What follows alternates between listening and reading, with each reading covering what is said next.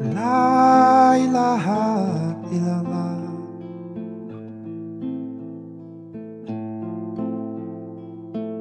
La ilaha illallah. And when human beings fall into ignorance of their true nature, the result we see very well. The result we know very well. How much suffering and pain, how much selfishness and greed, all of that darkness comes into the world. Meaning, darkness comes to the mind. You see? Guru is the divine way in which the Supreme manifests in the human kingdom, in human form, in a way, to guide the mind back to its source. In the East, this is very much venerated and respected for that. The one who brings you back to life. Because life there does not simply mean biological life or existence. But life means to know yourself. To live from the heart.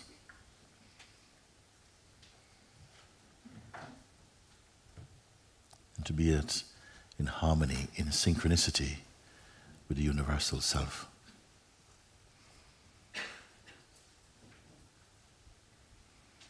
To dispel arrogance and ignorance.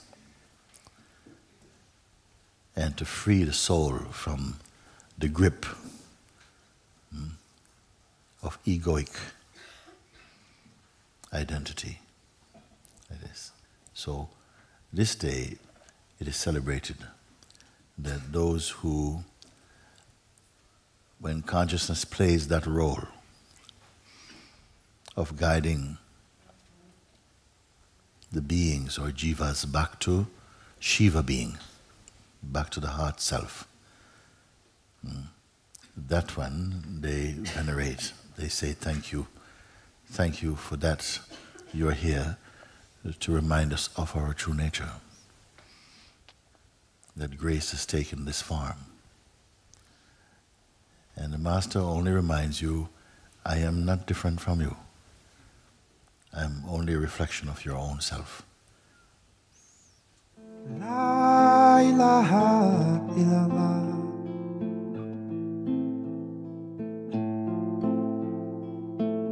La ilaha illallah.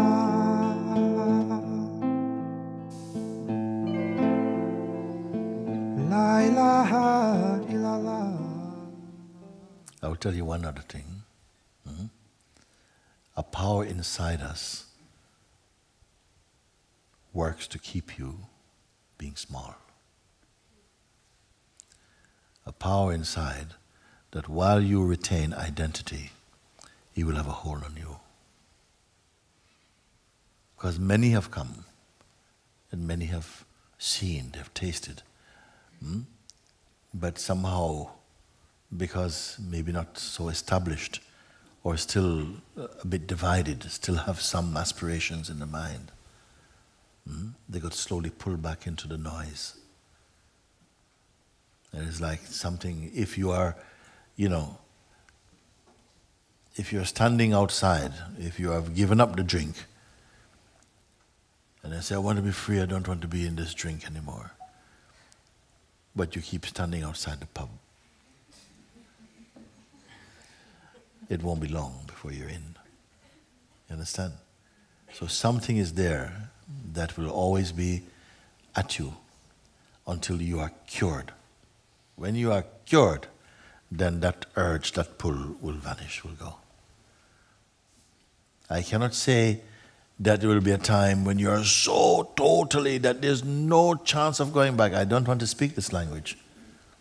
Because as long as the body is here and the vital force is here and consciousness is here, the potential for some thought activity, for some identity can creep in. So some quiet vigilance must be there. But you will not be overwhelmed. You will not be overwhelmed and you will not be afraid. Vigilance will be a kind of joy for you. Just a sweet joy.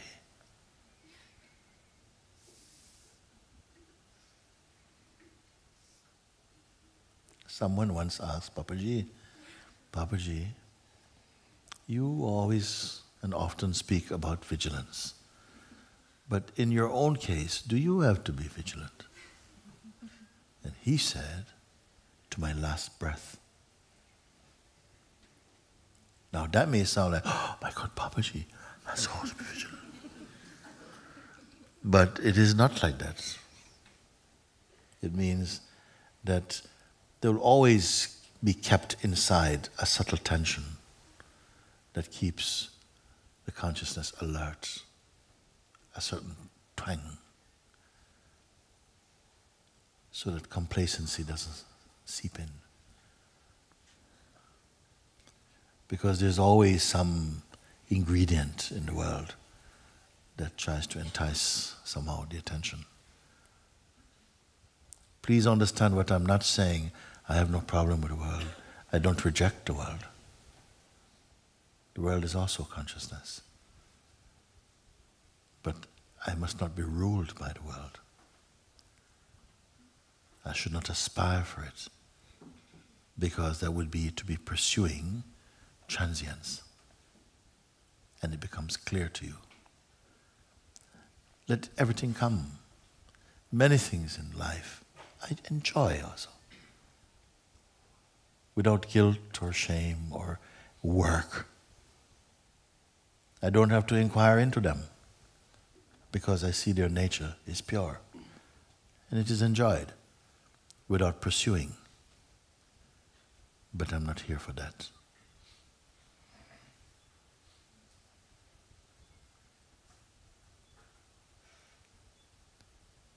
So complete is your unmixed being, because it is the source, it's the womb from where all the things in life come, all the flavors come from there. So you are the source of them also. And the more you discover your unmixed self, the more you will have a need to have a fix from phenomenality. Because you'll be living in the bliss of being. Even that you have no attachment for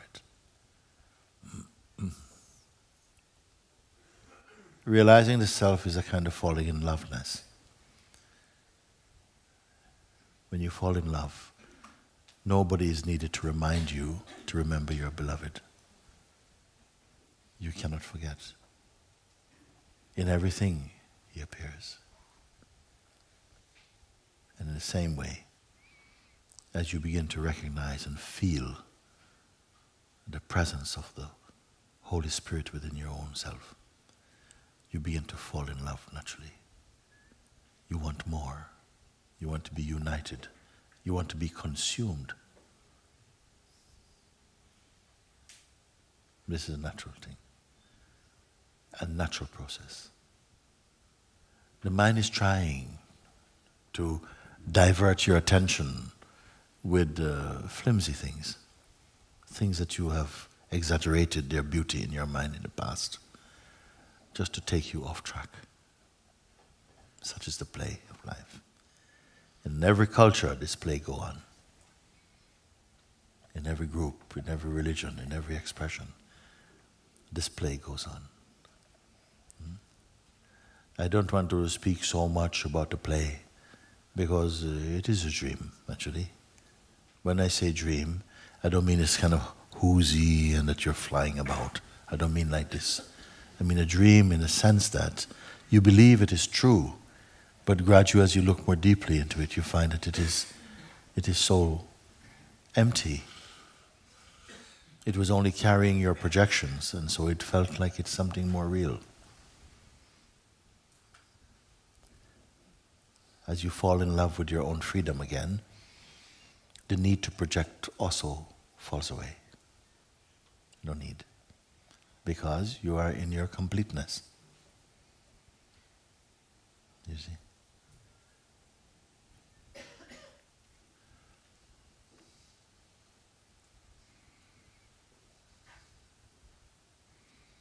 Our natural state, no?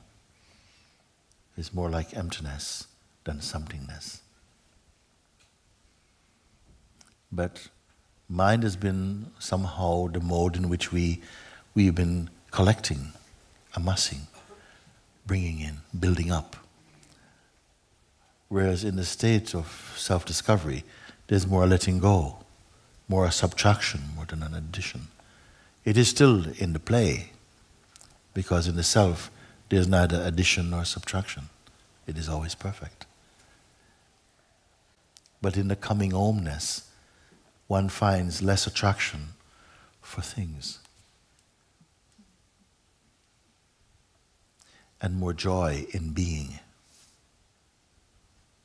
More joy in being than in becoming. More stillness, more silence. You're not creating this. Just because you begin to love it, it becomes more a part of your environment, naturally. No?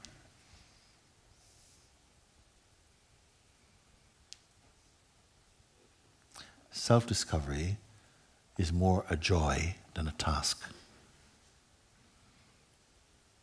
Because this is a tree that bears immediate fruit. What it means? That as you are looking and discovering, so you are being. They work together. You're not waiting for the result. And to feel oneself being naturally set free means regaining your space. Because this is what the mind does. It creates a kind of claustrophobia by filling your space with thingfulness.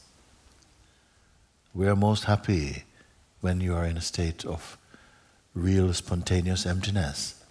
Then what will happen? People may say, but how can you live like that? Your head in the clouds. No, your head is not in any clouds. The clouds are out.